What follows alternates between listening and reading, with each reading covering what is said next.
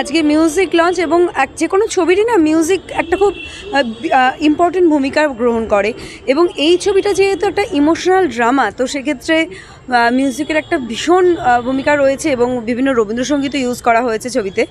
এবং ৫ নম্বর স্বপ্নময় লেন, এটা একটা স্বপ্নেরই জার্নি।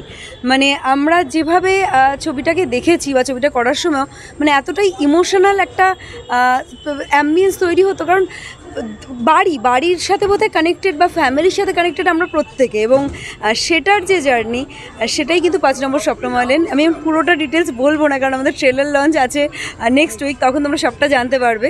কিন্তু মিউজিকের জন্য আজকে তোমাদেরকে আরেকটুখানি ওয়েট করতে হবে।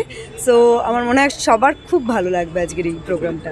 এবং আজকে স্টার থিয়েটারে হচ্ছে, আমার মনে হয় এটা একটা খুব ইউএসপি আজকে আমাদের ইভেন্টে, কারণ স্টার থিয়েটার মানে আমরা আর্টিস্ট হিসেবে এটার সাথে আমরা ভীষণভাবে একটা আত্মিক যোগাযোগ রয়েছে, একটা নস্টালজিয়া, একটা হেরিটেজ একটা প্লেস। তো স্টার থিয়েটারের এই পুরো বিষয়টাই একটা অন্যরকম মানে ফিল দিচ্ছে। কিভাবে দেখতে পাবো আমরা তোমাকে এই ছবিতে?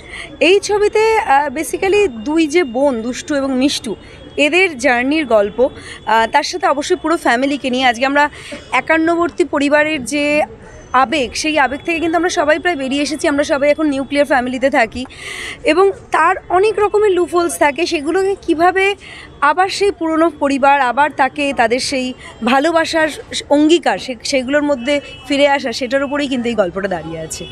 সো এখানে আমার ক্যারেক্টার নেম মিষ্টি, এবং মিষ্টির ছোটোবেলা অন্য একটি বাচ্চা আছে।